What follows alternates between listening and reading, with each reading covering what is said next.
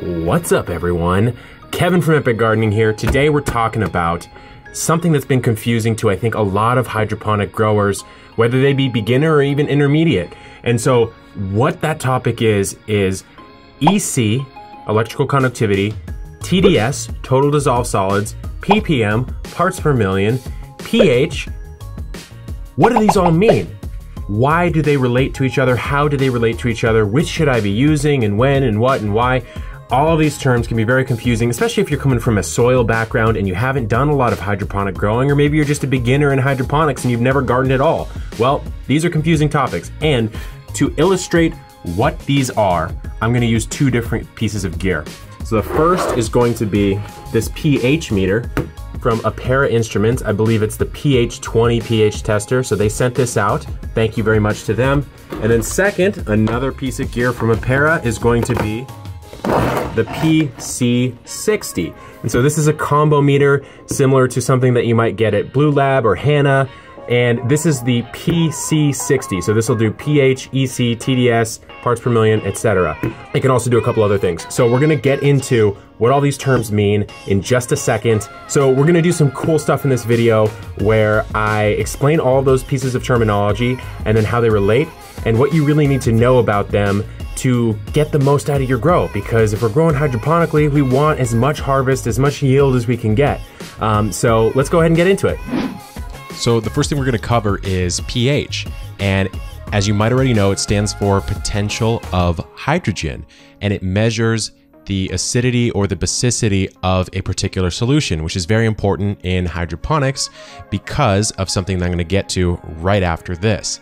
Now, it is a logarithmic scale, which means that a pH of 4 is actually 10 times more acidic than a pH of 5, not 1 times more acidic. And that is why it is so very important to calibrate your pH, because if you're off even by a couple points, just maybe a few tenths of a point, that can mean some serious issues for your plants. And we're going to get to why in a second. So here's an example of a pH scale.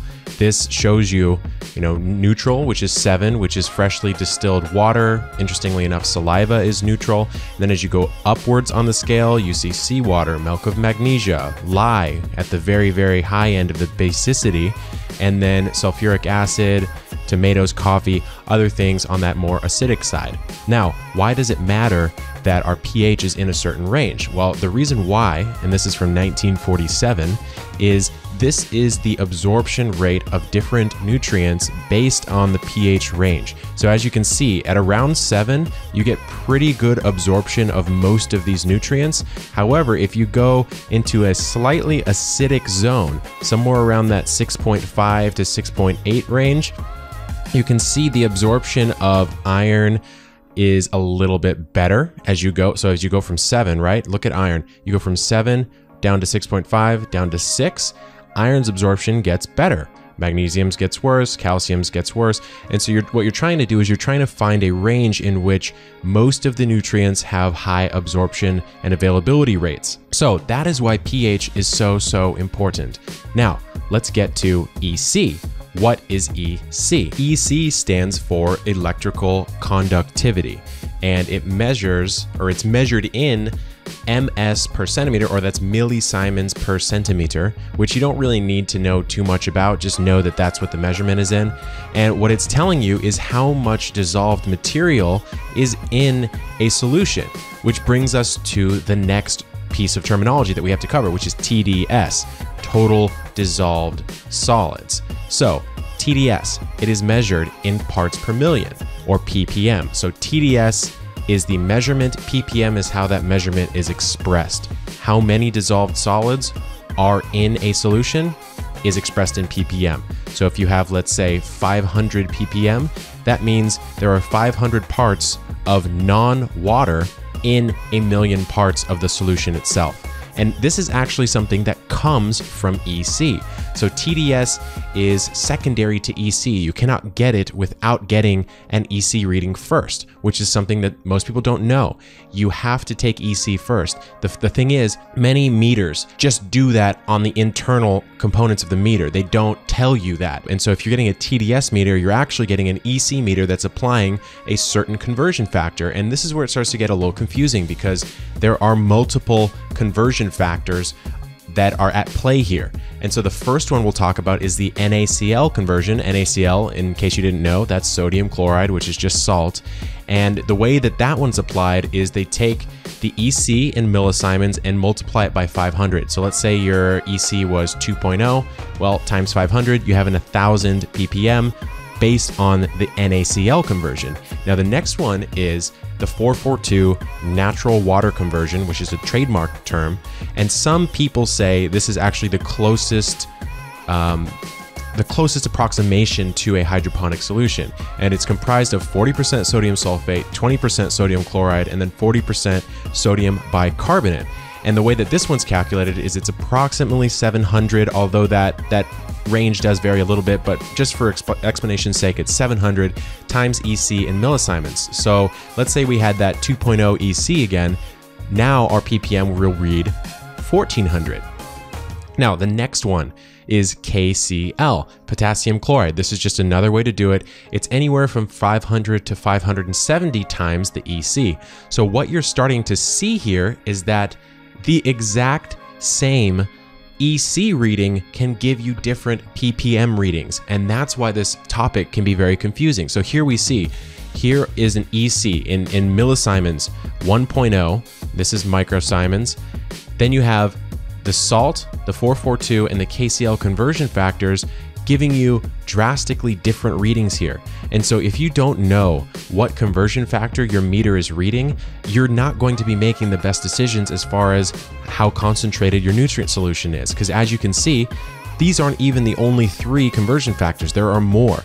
And so number 1, you have to know what the conversion factor is of your meter. And then number 2, maybe it makes sense just to use EC, because these numbers don't ever change. The EC reading is the EC reading. How it is transmitted into a ppm reading will depend on the meter and all these different conversion factors. And so in summary, this means the same EC reading gives you drastically different TDS or ppm readings based on the conversion factor of the meter you are using. Here we have the PH20 from Apera, and it's a very solid unit. Very simple, elegantly designed. We can see it's got temperature as well. And what does it come with? It comes with a 4.0 buffer solution, and it comes with a 7.0 buffer solution. And so you can calibrate your meter that way. You've got a handy little thing here, little holder, and then some instructions. And then this is what's neat about this kit, at least, just because when I first started out in hydroponics, the fact that it's laminated, it's a small thing, but in my opinion, it does matter because you're working with liquids here. And they're not just water. I mean, you're working with some pH down, some pH up. So this is a pretty handy little instruction guide. Here we have the bigger, beefier PC60. So this will do pH, conductivity, total dissolved solids, and salinity, which is very neat. As you can see, it comes with a little bit more. Here's the meter itself. You've got pretty standard design. It's the same really as the PC60 in appearance. But there's some unique stuff that's going on with this one that makes it, in my opinion, probably the one you would want if you're looking for one, because why get a pH meter when you can get a combo that does everything? And so you've got a 7.0 calibration solution, a 4.0 calibration solution for pH, and then you have a 12.88 millisiemens per centimeter solution, and that's for conductivity calibration. And then you also have a 1413 solution as well for calibration. Boom. Then we've got, this is neat. So they have separate calibration bottles, so you never mix. Only put the 7 in this one, only put the 4 in this one, and then the same goes for the EC calibrations. There's the 12.88, and here's the 1413. So that's a handy little thing. I mean, I know I've been guilty of miscalibrating or mixing bottles sometimes, so that's something that's pretty neat. And then you've got a soaking solution as well. And then, as with the other meter, you also have this handy laminated instruction book that's pretty nice. And so let's go ahead and figure out how to use these babies.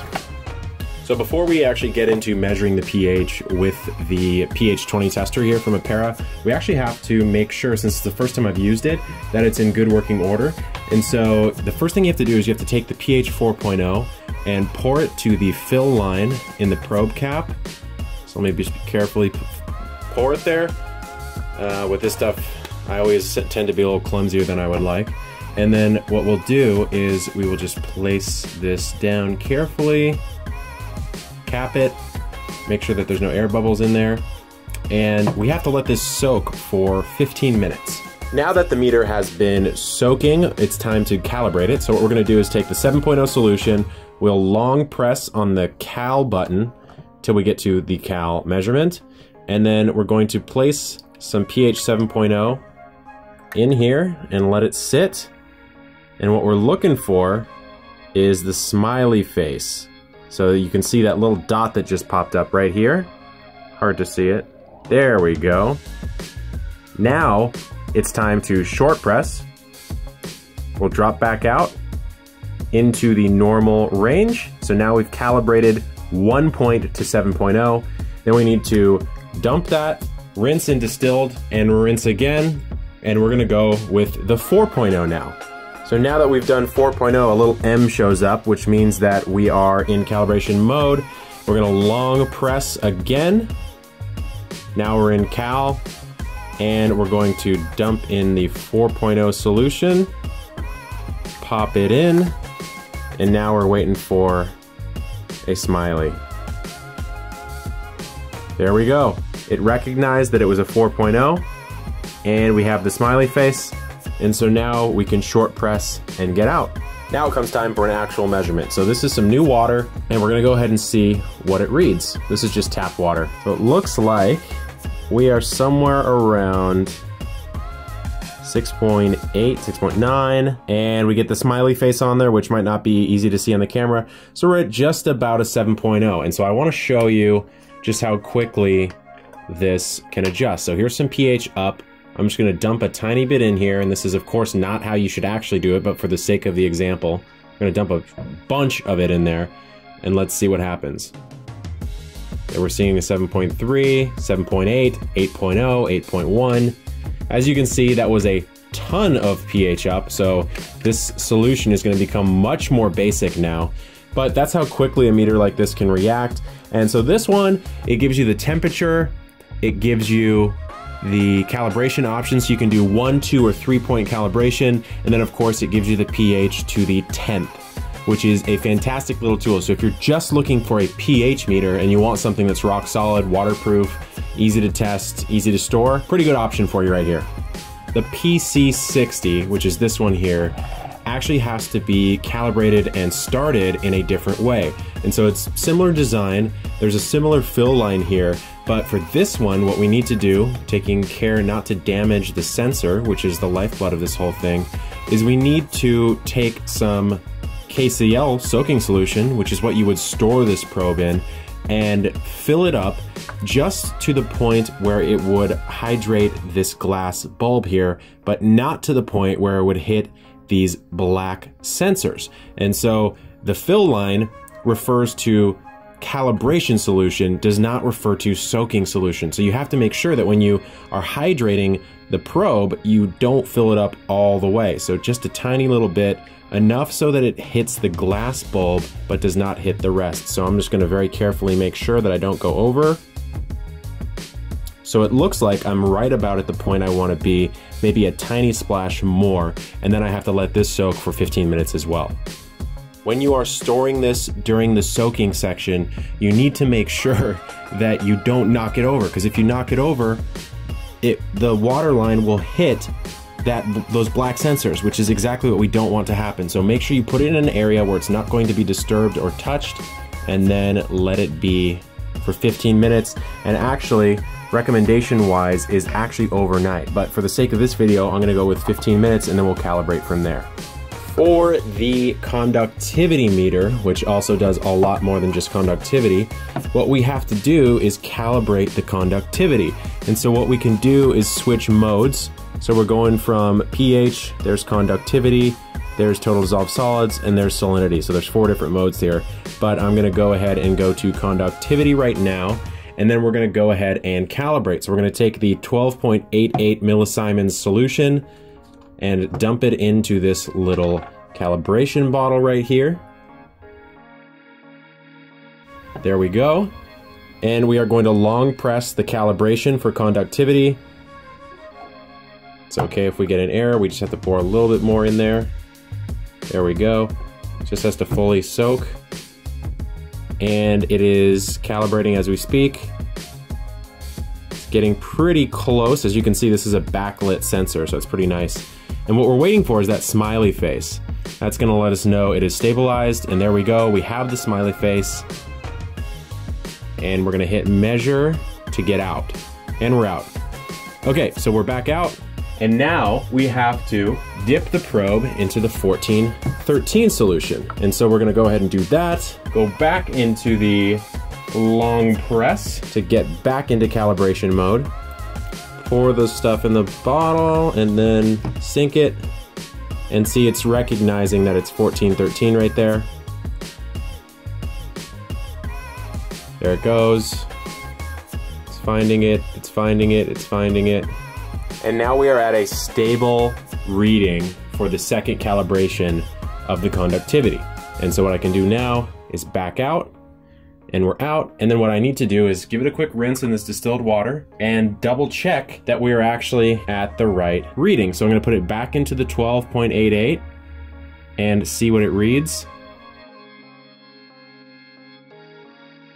And so we are more or less there, and it's slowly rising. So I'm gonna go ahead and say that we have now calibrated it for EC as well. So I'm pretty confident it's gonna stabilize at 12.88. Now I wanna show you everything that this meter can actually read, because it's a pretty cool piece of equipment and not something I've seen in a handheld for a while. So let's go ahead and set our settings. And now that we have done that, we are in. And so we can see it switches through different modes. And now let me move this a little closer so you can see it. Right here is the starting mode. We're at pH, right? And so you can see we're at a pH of about 8. And our temperature, which of course you can change to Fahrenheit if you wish. And in contrast to the pH20 tester, this has another level of accuracy. It goes down to the 100th instead of the 10th. And now let's go ahead and switch it over to conductivity. And so here is the electrical conductivity in microsiemens. And so we have 608. Now let's go over to the total dissolved solids. There is the total dissolved solids reading right there. And then finally, we have the salinity reading. And so there's a lot of different ways and a lot of different info you can get out of this little meter, which is pretty neat. I'm also going to run you through a few of the setting modes that this tool has. So first of all, you have the pH buffer standards. That is default to USA. Next you have, if you want it to automatically lock or not. Next you have the backlight feature, so I've had that set to on. Next you have the temperature compensation factor, and that can be anywhere from 0 to 4%. And then finally, or not finally, but most interestingly in my opinion, is the Tds factor, and that's what we talked about earlier in the video. Do you want it to be a 0.5? Do you want it to be a 1? And that's going to depend on the actual conversion factor that you prefer to use and you're used to if you use TDS and you don't use EC. And so that is very handy that this meter lets you set your own conversion factor so you can use what you're used to instead of just using whatever the meter has. Next, you have the salinity unit, and then you have the temperature unit that you want. I'm gonna change mine to Fahrenheit because I'm here in the United States. And then finally, you can reset to back to factory default. So there's a lot of cool settings in here. Let's go ahead and get back out to the main section. And it's a pretty neat little tool. I mean, this is a relatively inexpensive meter in comparison to some of the other ones, especially for what it does. 4 different readings, including temperature, so technically I guess 5. And at a variety of conversion factors. It's a pretty neat little tool, and I'm super thankful to Apera for sending these out so I can teach you guys all of this stuff. Here is a quick example of how the EC, the conductivity, will change based on adding nutrients. So here I have some General Hydroponics Flora Micro, which is one of the 3 in the 3-part nutrient that I recommend. And we can see that we're looking at a 600 EC in microsimons. I'm just gonna dump some in here. Boom, that's a lot. Boom, immediately we see it jump. And that's because the conductivity is increasing. And so what I'm gonna do is, I wish I could swirl this. This is a bit dense of a material, but you can already see that the microsimons have over doubled, and that's how quickly the meter responds. And this is what you're working with. This is how you are measuring the nutrient solution. You're adding stuff like this in, nutrients of any kind, doesn't really matter what brand you use. And based on that, you're getting a reading of how much solution is in there, how concentrated is your nutrient solution, and then what does that mean for your plants? And it's going to depend on the plant, but based on this and this, you have a really good understanding of what you are feeding your plants in a hydroponic solution. Well, there we have it. That is most of what you need to know about pH, EC, TDS, parts per million, all the different conversion factors, why it's all important and what it means for your hydroponic grow. Now, if you see something that you have a question about, leave it in the comments and I will do my best to answer it for you.